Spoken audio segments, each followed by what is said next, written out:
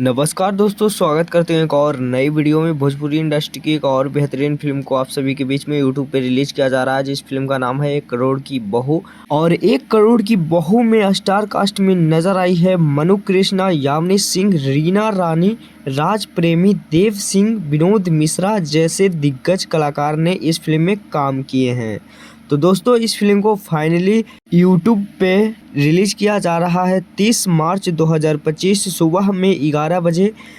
Bhojpuri cinema के YouTube channel पे देखना ना भूलिएगा। बहुत ही ज़बरदस्त फिल्म को बनाया गया है। तो दोस्तों, 1 करोड़ की बहू की कहानी बहुत ही ज़बरदस्त होने वाला है। इस फिल्म में ड्रामा, कॉमेडी और पारिवारिक फिल्म बनाया गया है। तो इस फिल्म को 30 मार्च को देखना ना भूलिएगा।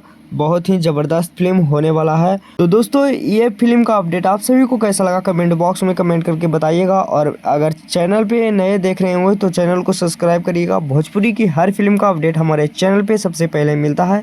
तो मिलते हैं किसी नेक्स्ट वीडियो में किसी नेक्स्ट अपडेट के साथ। बने रहिएगा हमारे चैनल पे। धन्यवाद।